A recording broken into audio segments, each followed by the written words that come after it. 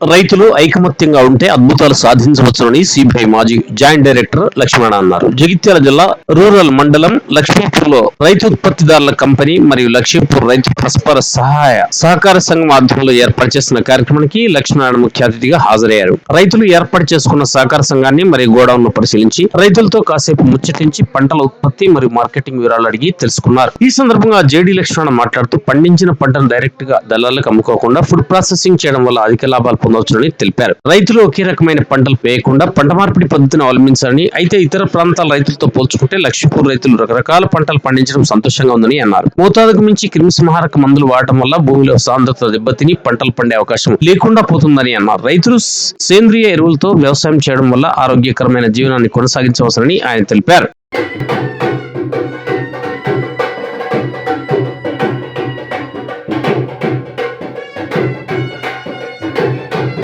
ఇవాళ ఈ లక్ష్మీపూర్ సొసైటీ, లక్ష్మీపూర్ రైతు పరస్పర సహకార సంఘం అంటేనే మన లక్ష్మీపూర్ గ్రామం మన జిల్లాలే కాకుండా రాష్ట్రంలో ఆదర్శంగా నిలిచింది. ఇవాళ మన ఐక్యత చూసి, మనం చేసిన అభివృద్ధిని చూసి ఎన్నో సంఘాలు మన దగ్గరకు వచ్చి మన గురించి తెలుసుకుంటారు. అట్లాగే మన అశోక్ కుమార్ సార్ గారు మరి ఏంటంటే వాళ్ళు గతంలో మనం ఎట్లయితే బియ్యం పట్టించి అమ్మినామో, బియ్యం అయినా ఇంకా రకరకాల చేస్తే వాటిని అశోక్ కుమార్ సార్ గారు ఒక ఐక్యంగా ఉండి ఒక సంఘంగా ఏర్పడితే ఎట్లయితే ఉంటుందో, ఎట్లయితే అభివృద్ధి జరుగుతుందో అని చూపించి ఇలా మన అభివృద్ధి ఫలాలు ఇప్పుడు మనం చూస్తున్నాం. అశోక్ కుమార్ గారు సార్ గారు చెప్పినట్టు అంటే మనం ప్రభుత్వాలని ఆధారపడకుండా మనం ఎట్లయితే మన ఉత్పత్తులను మనం అమ్ముకోవాలి, మన ఉత్పత్తులను మనం ఏదైనా ఎక్స్పోర్ట్ చేయాలా, అట్లా చేస్తే తప్ప ఈ ప్రభుత్వాల మీద మనం ఆధారపడకుండా మనం ఎదగాలంటేనే ఇప్పుడు ఈ ఎఫ్పిఓ అంతకుముందు లక్ష్మీపూర్ రైతు పరస్పర సహకార సంఘం ఉండే, ఇప్పుడు లక్ష్మీపూర్ ఫార్మర్స్ ప్రొడ్యూసర్ కంపెనీ పేరు మీద కూడా మనం ఎక్కడికైనా ఎక్స్పోర్ట్ చేయవచ్చు సార్. ఏ దేశానికైనా ఎక్స్పోర్ట్ చేయొచ్చు. గత 3 సంవత్సరాల క్రితం లక్ష్మీపురం అంటే కూడా నాకు తెలియదు. అసలు జగిత్యాలలో ఒక లక్ష్మీపురం అనే గ్రామం ఉంది. ఈ గ్రామానికి ఇంత గొప్ప చరిత్ర విషయం నాకు తెలిసింది అశోక్ కుమార్ సార్ తోటి. ఎందుకంటే మీ గ్రామాన్ని రాష్ట్రానికి జాతీయ పరంగా ఒక గుర్తింపులు తీసుకొచ్చి ఈరోజు లక్ష్మణ్ సార్ మీ గ్రామానికి రావడానికి ప్రధాన కారణం సారే. ఎందుకంటే మేము కరప్షన్ మీద పనిచేస్తూ ఉంటాము. సమాజంలో అందరూ అన్ని రంగాల్లో పనిచేస్తారు, అవినీతి మీద పనిచేస్తామని మేము ఆనెస్ట్గా పనిచేస్తున్న గ్రామ సర్పంచ్లను, ఆనెస్ట్గా పనిచేస్తున్న ఎమ్మెల్యేలను, ఆనెస్ట్గా పనిచేస్తున్న అంటే అధికారులను కూడా సత్కరిస్తాము. అందులో భాగంగా మేము రీసెంట్గా మా జేడీ సారు సలహాతో ఏం చేస్తామంటే రాష్ట్రంలో, దేశంలో వ్యవసాయం పంట పండించే వాళ్ళకి తక్కువైపోతున్నారు, తినేవాళ్ళు ఎక్కువైపోతున్నారు. మన వ్యవసాయాన్ని మనం ఎంకరేజ్ చేయాలి. అందరూ నేను ఐఏఎస్ కావాలి, డాక్టర్ కావాలి. ఇక్కడ పుట్టిన పిల్లలు ఏం కావాలంటే నేను డాక్టరు, కలెక్టరు, ఇంకేదంటారు, కానీ రైతు కావాలని ఎవరు అనుకోరు. మరి రైతు కాకుండా ఎవరు పండించాలి, ఎవరు తినాలి? చూడండి, మొత్తం కల్తీ పసుపు వస్తుంది, కల్తీ కారం వస్తుంది, కల్తీ బియ్యం వస్తున్నాయి, కల్తీ పాలు వస్తున్నాయి. అందరూ ఎక్కువైపోతుంటే కల్తీ వస్తుంది కదా. అందుకని రైతుని ఎంకరేజ్ చేయాలనే ఆలోచనతో మా జేడీ సార్ ఆలోచనతో మేము ఎవ్రీ లాస్ట్ ఇయర్ నుంచి రైతులను సత్కరిస్తున్నాము, రైతులను కోరుతున్నాము. మీకు మాలాంటి సపోర్టు మా సంస్థ నుంచి, జేడీ సార్ నుంచి ఎప్పటికీ ఉంటుంది. అందరికీ ధన్యవాదాలు. మీరు బాగా విధిస్తారు, గౌరవిస్తారు.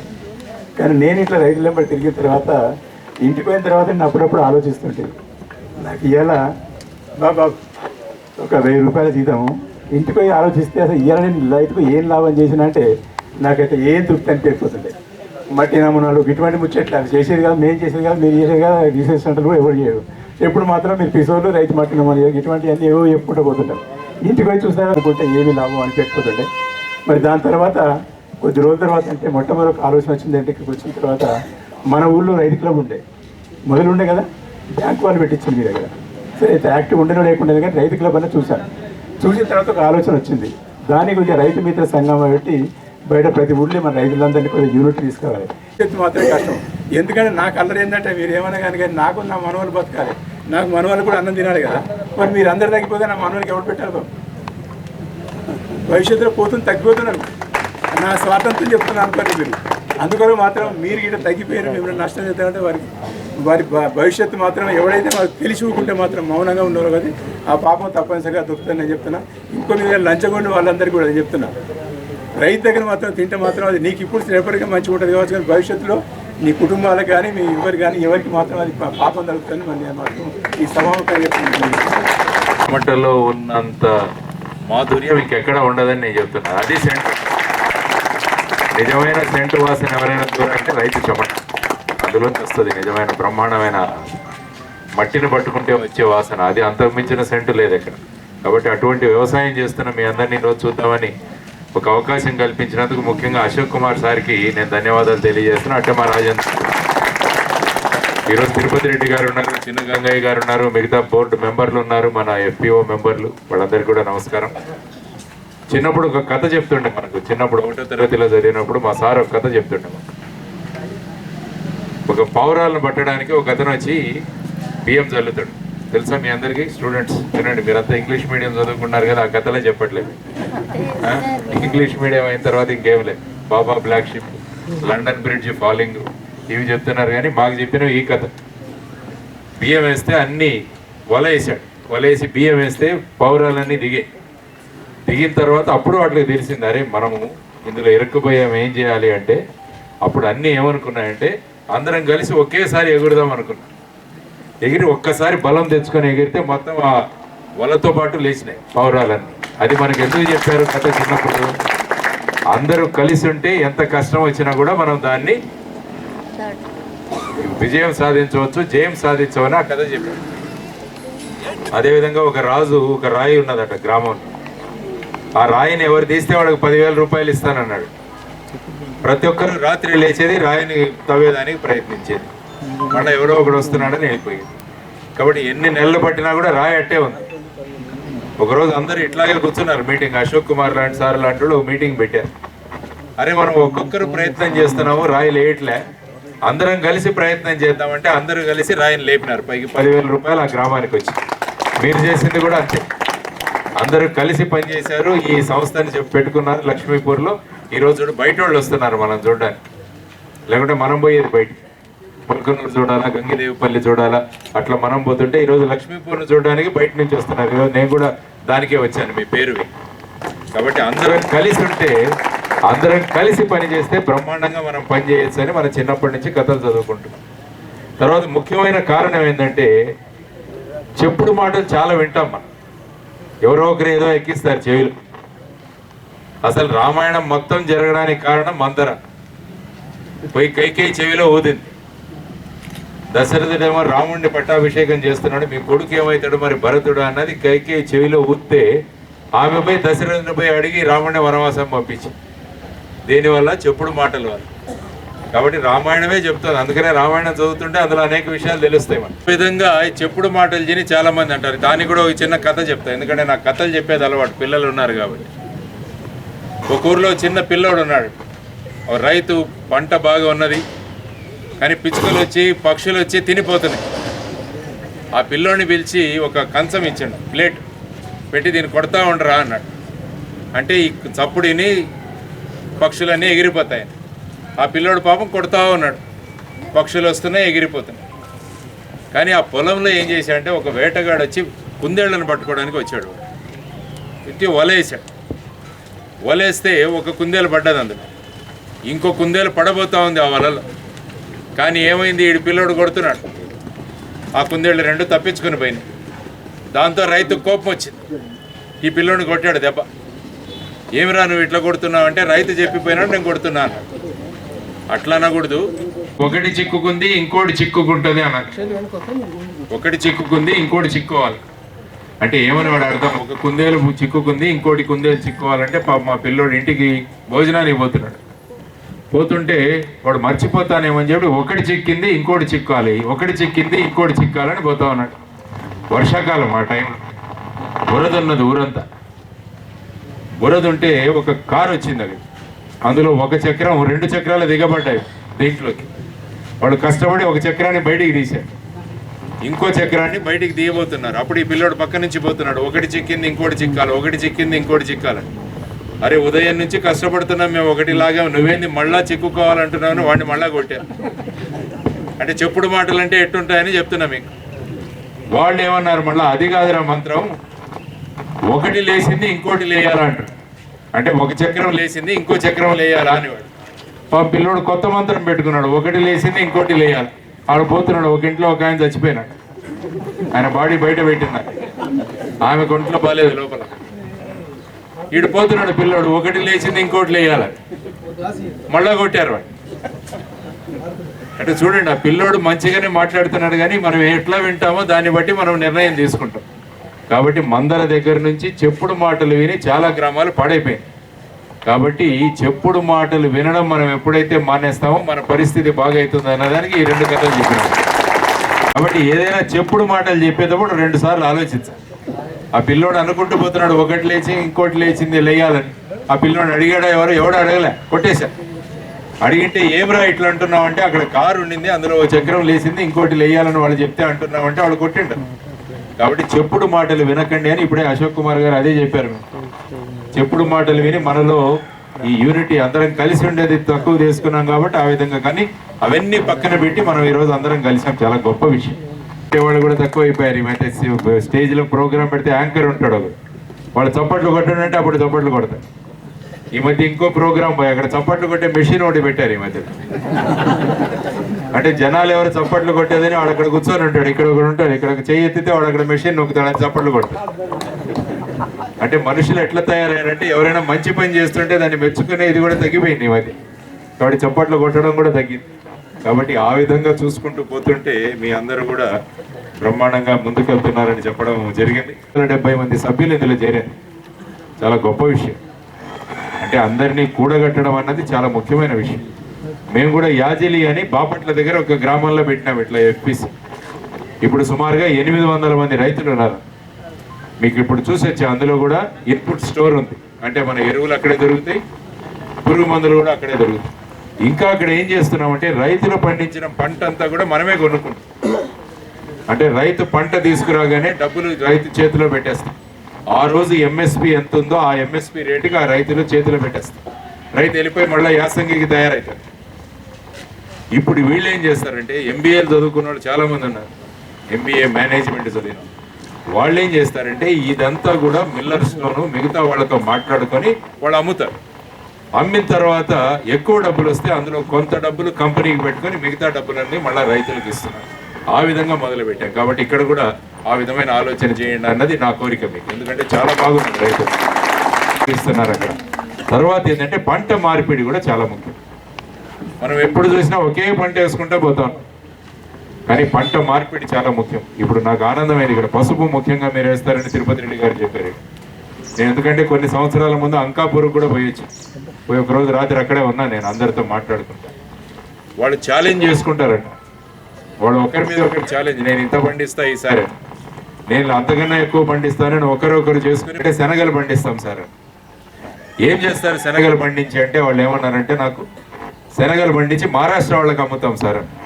నేను మహారాష్ట్రలో పనిచేశాను కాబట్టి మహారాష్ట్రలో చాలామంది తెలుసు.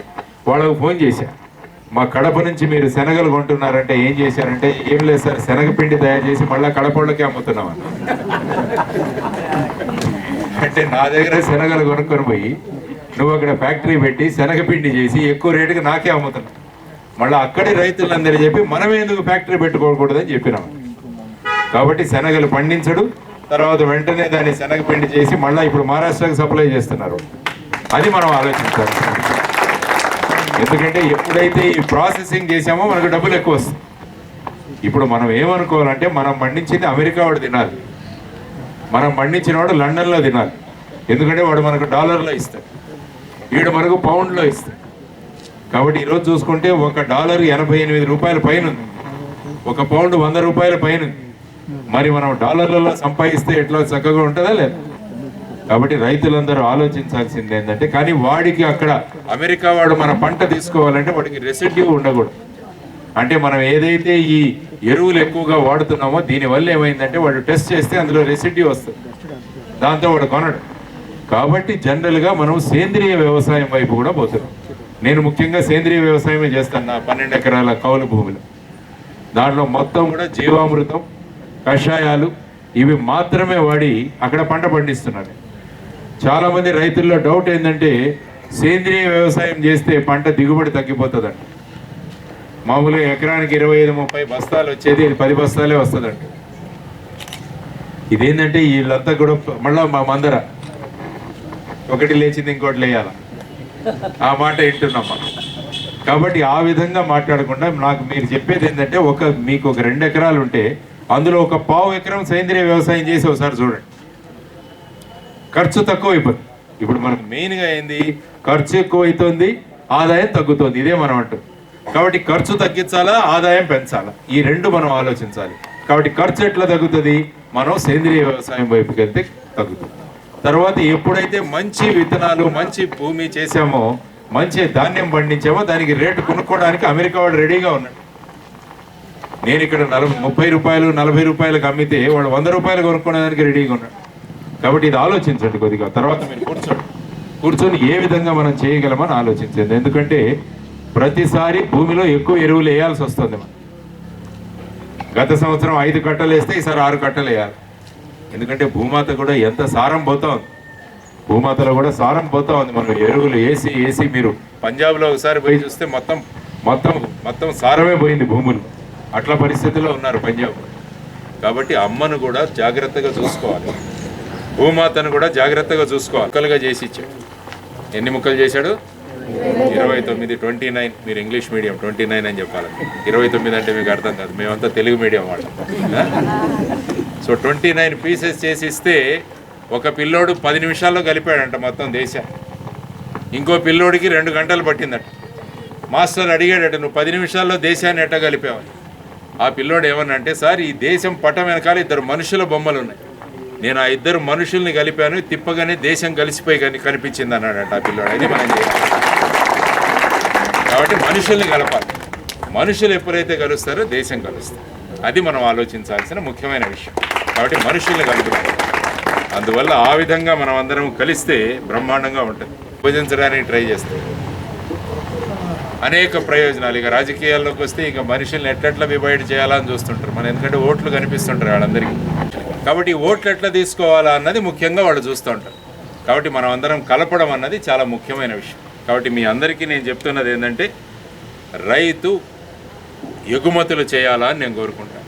మనం పండించింది అమెరికాలో చేయాలి. నేను 1996వ సంవత్సరంలో అమెరికాకు పోయాను. అమెరికా పోతే మమ్మల్ని అందరూ ఒక బోటు మీద కూర్చోబెట్టారు. బోటు మీద విహారం తీసుకుపోయారు. ఇట్లా ఒక పెద్ద చెరువు ఉంది, చెరువులో విహారం. దాంట్లో ఏదో పెట్టాడు వాడు మనకు, ష్రింప్ అనే షిప్ అంట. ష్రింప్ అంటే మన రొయ్యలు పడవ మీద, ష్రింప్ అనే షిప్. నీకు చెప్తున్నా, ష్రింప్ అంటే రొయ్య, షిప్ అంటే పడవ. దాని మీద మమ్మల్ని కూర్చోబెట్టాడు, మాకు తిండి పెడుతున్నాడు. తింటే వాడు ఏం చెప్పాడంటే, మాకు మీరు ఏ రొయ్యలు తింటున్నారో ఇవన్నీ కూడా మాకు భీమవరం నుంచి వస్తాయని చెప్పాడు. భీమవరం అంటే అక్కడ మన ఈస్ట్ వెస్ట్ గోదావరి, మీకు తెలిసి వెస్ట్ గోదావరి భీమవరం దగ్గర ఈ రొయ్యలు చాలా ఎక్కువ. కాబట్టి అమెరికాకు వచ్చే 85% రొయ్యలన్నీ కూడా ఎక్కడి నుంచి వస్తున్నాయంటే ఆ ప్రాంతం నుంచి వస్తున్నాయి. వాళ్ళందరూ కూడా డాలర్లలో సంపాదిస్తున్నారు. ఈరోజు ఒకసారి భీమవరం పోయి చూసిరండి, ఎంత శ్రీమంతులు అయిపోయారంటే వాళ్ళందరూ కూడా డబ్బులు చాలా ఉన్నాయి. ఎందుకంటే వాళ్ళు ఎక్స్పోర్ట్ చేస్తున్నారు, డాలర్లలో సంపాదిస్తున్నారు. కాబట్టి నా కోరిక ఏంటంటే, లక్ష్మీపూర్లో ఉన్న మన రైతులందరూ కూడా ఆ విధంగా డాలర్లలో సంపాదించాలి అన్నది మా ప్రగాఢమైన కోరిక. ఒక ఎయిర్పోర్టే వస్తుంది ఇక్కడ, లక్ష్మీపూర్ ఎయిర్పోర్ట్. మా రైతు బ్రహ్మాండంగా వెళ్తున్నాడు. కాబట్టి నేనేంటంటే ప్రభుత్వానికి కూడా ఎప్పుడు ఏం చెప్తున్నానంటే, దేశంలో విఐపి ఎవరున్నారు అంటే అతి ముఖ్యమైన వ్యక్తి ఎవరంటే మా రైతు విఐపి. కాబట్టి మీరు ఎప్పుడైనా టోల్ గేట్ తిరిగిపోతే పెద్ద పచ్చ బోర్డు ఒకటి కనిపిస్తుంది, ఎప్పుడైనా చదివారా? ఈ టోల్ గేట్లో వీళ్ళెవరూ డబ్బులు కట్టాల్సిన అవసరం లేదు. మొదటిది భారత రాష్ట్రపతి, రెండవది ఉపరాష్ట్రపతి, ఇలా ఉంటుంది లిస్ట్. ఒక 20 మందిది ఉంటుంది. కానీ నేను చెప్పేది అంటే దాని అందరికీ మీద మొదట రైతు కట్టాల్సిన అవసరం లేదన్నది గవర్నమెంట్ నిర్ణయం తీసుకుంది. తర్వాత ప్రతి 26 జనవరి, 26 జనవరికి కానీ 15 ఆగస్టు కానీ ఆ కలెక్టర్ ఆఫీస్లో ఇక్కడ జెండా వందనం చేస్తుంటారు. నేను చెప్పేది ఏంటంటే, రైతులతో జెండా వందనం చేయించండి అని నేను చెప్తున్నా గవర్నమెంట్కి. రైతులు పిలవండి, రైతుతో జెండా వందనం చేయించండి. ఎందుకంటే రైతు లేకుండా దేశం లేదు, ప్రపంచం లేదు. ఎన్ని మొబైల్ ఫోన్లు తింటాం, ఎన్ని కంప్యూటర్లు తింటాం? 3 పూట్లు 5 వేళ్ళు లోపలికి పోవాలంటే మా రైతుల వల్లే మీరు బతుకుతున్నారని ప్రతి ప్లాట్ఫామ్ మీద నేను చెప్తుంటాను. కాబట్టి రైతులని బ్రహ్మాండమైన స్థాయి ఇవ్వాల్సింది గవర్నమెంట్ అన్నది ఇప్పుడే అన్నారు అశోక్ కుమార్ గారు కూడా. నేను అదే చెప్తాను. కాబట్టి రైతుల యొక్క స్థాయి పెంచాలి, యువతరం రావాలి. అదే అన్నాడు ఇప్పుడు రాజేంద్ర అన్నాడు, మీరు ఎవరిని అడిగినా కూడా ఏమవుతారంటే మాకు నీట్ అంటారు, IIT advanced, IIT techno school ఇవన్నీ చెప్తుంటారు మీరు. మరి రైతు ఎవరు చేస్తారు వ్యవసాయం? ఎవరు చేస్తారో ఆలోచించండి ఒకసారి. దిగాల యువతరం కూడా వ్యవసాయంలోకి దిగాలి. ఇప్పుడు చూడండి, అందరూ మేము చూసుకుంటే సరాసరి నాకు 60 ఏళ్ళు, వీళ్ళందరూ కూడా అట్లే ఉన్నామ్మా. యువతరం కనపట్లేదు వ్యవసాయాన్ని. ఎందుకంటే వ్యవసాయం చేసేవాడికి పిల్లని కూడా ఇవ్వట్లేదట ఈ మధ్య, అదొకటి చెప్తున్నారు చాలా. సార్ పెళ్ళి అయ్యేది కష్టం సార్ అంటారు, కరెక్టా సార్? అదే చెప్పాను చూడండి, ఇట్లా అన్నాడు ఆయన థమ్సప్. ఏమంటే మా ఏటీఎం దగ్గర సెక్యూరిటీ గార్డ్ వేసుకో అతనికి పిల్లని ఇస్తారు కానీ మా రైతుకి ఇవ్వట్లేదట. అట్లా పరిస్థితి ఏర్పడింది. కాబట్టి మనం అందరం కలిసి రైతు యొక్క స్థాయిని పెంచాలి. అంటే మొట్టమొదటిసారిగా రైతు అన్న వ్యక్తి యొక్క విలువ పెంచాలంటే అది రాజకీయ నాయకులు అందరం కలిసి చేయాలి. ఆ విధంగా మనం ముందుకు వెళదాం. కాబట్టి మీరు ఎంఎస్పి ఇవ్వండి. అందుకనే ఇప్పుడు హర్యానాలో రైతులు కూర్చొని ఉన్నారు, ఇప్పుడు చాలా రోజుల నుంచి సమ్మె చేస్తున్నారు. వాళ్ళు ఏంటంటే ఎంఎస్పి అన్నది చట్టబద్ధం చేయండి, ఒక చట్టం తీసుకురండి, ఆ విధంగా మాకు ఇయ్యకుంటే వాళ్ళ మీద యాక్షన్ అవుతుందని చెప్పండి. ఎందుకంటే రైతు ఏమీ కోరుకోడు. మేము స్వామినాథన్ కమిటీలో ఏదైతే చెప్పారో ఆ ఎంఎస్పి ఇవ్వండి, మాకు అయ్యే ఖర్చు మొత్తం కలుపుకొని, కౌలు కూలీలకు అయ్యే ఖర్చు ఇదంతా కలుపుకొని దాని మీద 50% వేసి మాకు ఎంఎస్పి ఫిక్స్ చేయండి అంటే అట్లా చేస్తే సుమారుగా 3600 అవుతుంది మన వరికి. అది ఇస్తే ఎంత చక్కగా ఉంటుంది మనకి. దానికోసం పోరాడుతున్నారు వాళ్ళు. వెళ్లకుండా వాటర్ క్యానన్లు పెడుతున్నారు, అక్కడ పంపులు పెట్టి వాళ్ళని పోనీయట్లేదు ఢిల్లీకి. సో ఆ విధమైన పరిస్థితుల్లో రైతులు ఉన్నారు. మరి రైతుల ఓట్లు తీసుకొని మళ్ళీ రైతుల్ని ఈ విధంగా ఎలా చేస్తారన్నది కూడా నాకు అర్థం. ముల్కనూరు పోయి వచ్చాను నేను. ముల్కనూరు పోయి అక్కడ సార్ వాళ్ళు కలిసి వెంకటేశ్వర రెడ్డి సార్ మొదలు పెట్టారు, తర్వాత ప్రవీణ్ రెడ్డి గారు అనుకుంటా ఆయన ఉన్నారు, వాళ్ళందరినీ కలిపి బ్యాంకు పెట్టుకున్నారు. తర్వాత వచ్చేసి అక్కడ మిల్లు ఉన్నాయి, రైస్ మిల్లులు ఉన్నాయి. తర్వాత మహిళలు ఆడవాళ్ళందరూ కలిసి మంచి డైరీ పెట్టారు. ముల్కనూరు డైరీ ఎంత ఫేమస్ అది. ముల్కనూరు పాలు, ముల్కనూరు పెరుగు ఇవన్నీ కూడా ఫేమస్. ఒక గ్రామం అట్ట తయారైంది. గంగిదేవిపల్లికి పోయా, మన కూసం రాజమౌళి గారు ఉన్నారు ఆడ సర్పంచ్. ఆయన 95 దేశాల వాళ్ళు గంగదేవిపల్లికి వచ్చి చూసిపోయారు. ఎందుకంటే గ్రామస్తులందరూ కలిసి ఉన్నారు. కానీ రాజకీయాలు ఎట్లుంటాయంటే ఆ గంగదేవిపల్లిలో కూసం రాజమౌళినే ఓడించారు మళ్ళీ ప్రజలు. సర్పంచ్ మందర ఒకటి లేచింది ఇంకోటి లేయాలి, డబ్బు అది మాడా చెప్పాడు. ఎస్ మళ్ళా థమ్సప్, మళ్ళా డబ్బు అది. కాబట్టి డబ్బు ప్రభావం అంతగా చేస్తాం. కానీ ఈ ఊర్లో డబ్బు అవసరం లేదు, ఎందుకంటే మీ ఊరి పేరే లక్ష్మీపూర్. కాబట్టి డబ్బు మీ దగ్గరే ఉన్నది, లక్ష్మి మీ దగ్గరే ఉన్నది.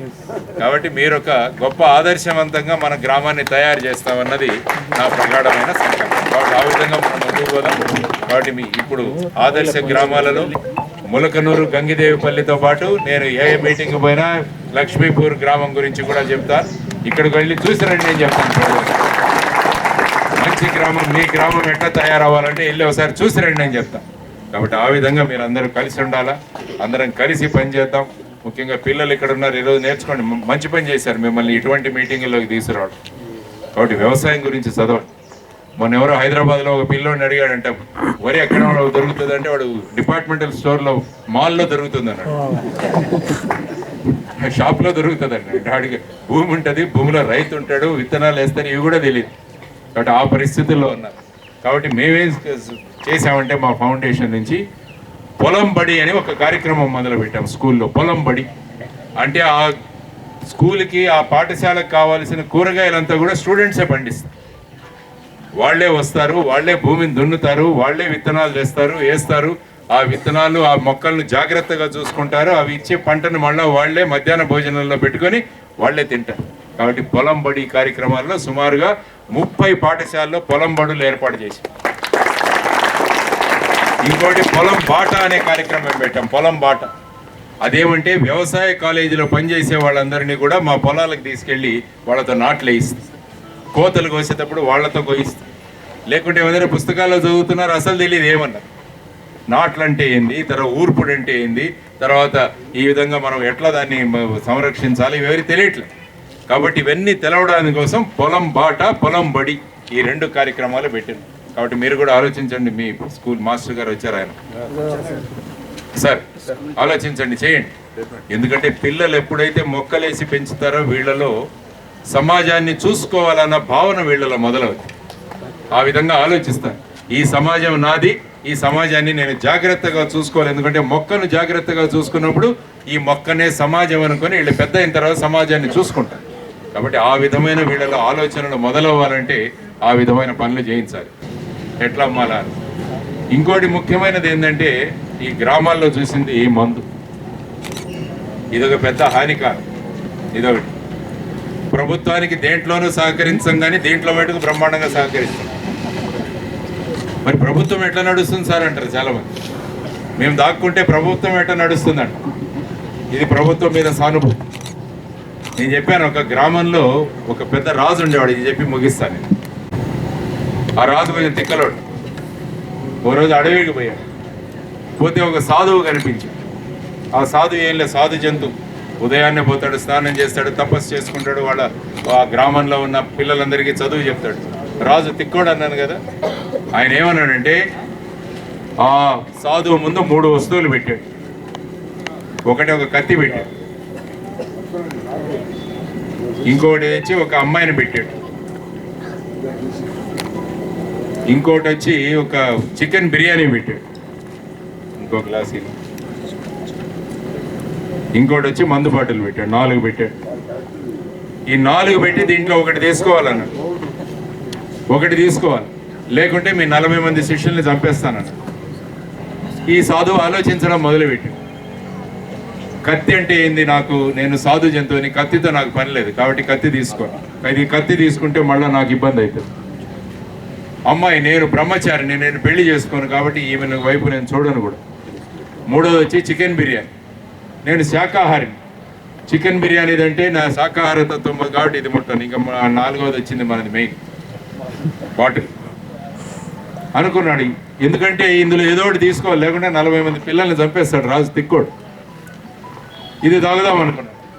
ఏమనుకున్నాడు, ఇది తాగితే 1 గంట నష ఉంటుంది, తగ్గిపోతుంది, ఆ తర్వాత మళ్ళీ నేను మామూలుగా ఇది తీసుకున్నాడు. ఒకటి తీసుకోగానే ఏం చేశాడంటే పక్కన చికెన్ బిర్యానీ తినేశాడు.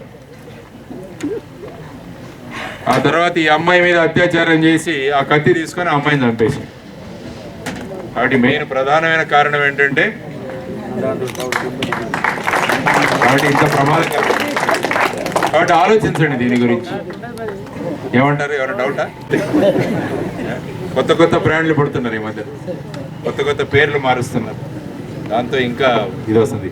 సినిమా హీరో వస్తాడు, వాడు ఈ బ్రాండ్ గురించి చెప్పడు, కానీ నీళ్ల గురించి అడ్వర్టైజ్మెంట్ చూస్తే అదే పేరుతో మందు కూడా ఉంటుంది. సో ఆ విధంగా జనాలను ఆకర్షిస్తున్నారు. కాబట్టి దీని గురించి కూడా ఆలోచించండి ఒకసారి. ఎందుకంటే ఇంట్లో పిల్లలు ఎప్పుడు కూడా నాన్న ఎప్పుడు వస్తాడా అని ఎదురు చూస్తుంటారు. మీరు మందు కొట్టిపోతే పిల్లలు ఇష్టపడరు. ఆ తల్లి కూడా పొద్దున్న నుంచి కష్టపడి ఉంటుంది. నువ్వు సంపాదించి తెస్తున్నావా, అర్థం నువ్వు ఆ మందు షాపులోనే పెడుతున్నావా అని ఆ తల్లి కూడా చూస్తుంది. బట్ ఆలోచించండి దాని గురించి. ఎందుకంటే గ్రామీణ ప్రాంతాల్లో ఏం జరుగుతుందని నాకు తెలుసు. కాబట్టి అదొక సలహా మీకు ఇచ్చాను, ఆలోచించండి.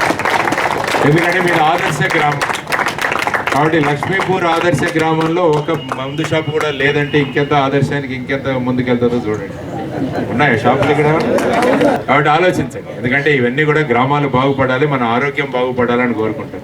ఈ మందేం మంచి చేయదు, మందు మంచి చేయదు మనం, కానీ అయినా కూడా మనకి ఏదో కొంతసేపు నష వస్తుందని తాగుతున్నారు జనాలు. కాబట్టి దాని గురించి ఆలోచించండి, ఎక్కడ వెళ్తున్నాం. కాబట్టి మీరందరూ కూడా బాగా కలిసి ఉన్నారు, మంచిగా ఇక్కడ పని జరుగుతున్నది. అశోక్ కుమార్ లాంటి సార్ లాంటి వాళ్ళు వచ్చి మిమ్మల్ని మార్గదర్శనం చేస్తున్నారు. ఈరోజు మీ గ్రామం పేరు మళ్ళా నేను బయటికి తీసుకుపోతాను. పిల్లలు మీరందరూ కూడా బాగా చదవాలి, మంచి మంచి అమ్మా నాన్నకు మంచి పేరు తేవాలి. మీ స్కూల్ పేరేమి? Sri Chaitanya high school. మీరందరూ కూడా శ్రీ చైతన్య హై స్కూల్కి చీఫ్ గెస్ట్గా పోవాలి. మీరు పెద్ద అయిన తర్వాత మీ సార్ పేరు గంగారెడ్డి గారు మిమ్మల్ని చీఫ్ గెస్ట్గా తీసుకుపోవాలి స్కూల్. మీ అమ్మా నాన్న మీ భుజం తట్టి శబాష్ అనాలి, మంచి పేరు, మంచి పని చేసావమ్మా, మంచి పని చేశారు అని అమ్మా నాన్నని మీ భుజం తట్టాలి. తర్వాత మీ సంతకాలు ఆటోగ్రాఫులుగా మారాలి. మీ సంతకాలు ఏమవ్వాలి? ఆటోగ్రాఫులుగా మారంటే జనం మీ దగ్గర వచ్చి సంతకం పెట్టించుకోవాలి. మీ దగ్గర ఎప్పుడు వస్తుంది? అది బాగా చదివి బ్రహ్మాండంగా పైకి ఎదిగి మనం దేశానికి ఉపయోగపడితే మన సంతకం ఆటోగ్రాఫ్గా మారుతుంది. చేస్తారా? మీ సంతకాలు ఈ 3 చేయాలి. మీరు అమ్మా నాన్నలు మిమ్మల్ని మెచ్చుకోవాలి, అమ్మా నాన్నలు విమానాల్లో తిప్పాలి. రెండవది మీ స్కూల్కి మీరు చీఫ్ గెస్ట్గా పోవాలి. మూడవది మీ సంతకాలని ఆటోగ్రాఫ్గా మార్చుకోవాలి. ఇది చేయండి, ఇంకా బ్రహ్మాండంగా ఉంటుంది మీ జీవితం. వ్యవసాయాన్ని మర్చిపో. మీ ఇంట్లో బకెట్కి రంధ్రాలు కొట్టడం, దాంట్లో ఒక్కొక్క మొక్క వేయడం, మీ కిచెన్ మీ దగ్గరే. కావాలంటే 2-3 బకెట్లు పెట్టుకోండి. ఒక బకెట్ వంకాయ బకెట్, ఇంకో బకెట్ టమాటో బకెట్, ఇంకో బకెట్ మన ఇంకా ఏదైనా వేసుకోండి. తీసుకెళ్ళండి గర్వంగా, అది తయారు చేయించుకొని అమ్మతో కూర మీ స్కూల్కి తీసిపోయి పిల్లలకు పెట్టండి. మిగతా వాళ్ళు ఎంత ఆనందంగా ఉంటుంది. చేస్తారా? చేయాలి. మరి నేను వస్తా, మళ్ళీ నేను ఒకసారి మాట తీసుకున్న తర్వాత మళ్ళీ వస్తాను మా థమ్స్అప్ సార్ని కలవడానికి. మీ పేరేంటి? హనుమాన్లు గారిని కలవడానికి వస్తాను. వచ్చినప్పుడు మీ బకెట్లన్నీ చూస్తాను, ఏం చేస్తున్నారు. ఆ రోజు చెప్పిపోయారు మాట, నాకు మాట నిలబెట్టుకోలేదు. నిలబెడతారా? నిలబెట్టరా? వెంగిరెడ్డి సార్ని అడుగుతా, లేకుంటే మా వాళ్ళు చేస్తున్నారు లేదు. ఓకేనా? కాబట్టి అందరం కలిసి ఉందాం. మంచిది రాష్ట్రాన్ని, మంచి దేశాన్ని అందరం కలిసి ఏర్పాటు చేద్దాం. చెడు మాటలు, చెప్పుడు మాటలు వినకుండా మనం రైతులు బ్రహ్మాండంగా అమెరికాకు, లండన్కి డాలర్లలో మనం సంపాదించాలా, పౌండ్లో మనం సంపాదించాలా. ఫుడ్ ప్రాసెసింగ్ పెట్టుకోవాలి. మనం అమ్మిన దాన్ని మార్చాలి. ఇప్పుడు అదే అనుకోండి, ఫుడ్ ప్రాసెసింగ్ పెట్టాలి. పసుపు కూడా చాలా మంది ఏం చేస్తున్నారంటే పసుపుని సోలార్ డ్రైయర్ తెచ్చి డ్రై చేసి దాన్ని ముక్కలు చేసి దాన్ని అమ్ముతున్నారు. అది తీసుకెళ్ళి ఇంట్లో చిన్న గ్రైండర్లో వేసుకుంటే బ్రహ్మాండమైన పసుపు వస్తుంది. అప్పటికప్పుడు పసుపు తయారు చేసుకోవడం, ఇట్లాంటివి కూడా జరుగుతున్నాయి. కాబట్టి ఇవన్నీ చదవండి. మీ దగ్గర వచ్చింది ఈ ఫోన్ ఒకటి వచ్చింది, మేనక అంటారు దీన్ని. మేనక ఇంతకుముందు విశ్వామిత్రుడి తపస్సును భంగం చేయడానికి మేనకను పంపించాడు. ఇప్పుడు మన తపస్సులు భంగం చేయడానికి దీన్ని పంపించాడు. ఇది నడుస్తున్నది. హనుమాన్లు గారు థమ్సప్ప మళ్ళా అన్నాడు థమ్సప్. కాబట్టి ఆ విధంగా పిల్లలు ముఖ్యంగా దీని మీద ఎక్కువ టైం స్పెండ్ చేయకండి. ఇది అవసరం లేదు మనకు. మనం స్మార్ట్ అవ్వాలి. ఇది స్మార్ట్ ఫోన్ అంటే మనం స్మార్ట్గా ఉండాలి, కానీ దీన్ని స్మార్ట్ ఫోన్ పట్టుకొని మనం తిరుగుతాం. మొబైల్ అవసరం లేదు మాకు. మీ జ్ఞానం బ్రహ్మాండంగా నేర్చుకోవాలి. గురువులకు గౌరవం ఇవ్వండి, అమ్మా నాన్నకు మర్యాద ఇవ్వండి, బ్రహ్మాండంగా మీరు ఎదుగుతారు. కాబట్టి ఈరోజు మిమ్మల్ని అందరినీ కలిసి చాలా సంతోషమైందండి. చక్కని పని చేస్తున్నారు, మంచి ఆనందంగా ఉన్నారు. నాకు తెలిసిన కొన్ని విషయాలు మీకు చెప్పే ప్రయత్నం చేశాం. ఈ గ్రామంతో ఈ రోజు వచ్చిన కనెక్షన్ ఇంకా కొనసాగుతూనే ఉంటుంది. మనం అందరం కలిసి బ్రహ్మాండమైన విజయం సాధిస్తాం. నమస్కారం, ధన్యవాదాలు.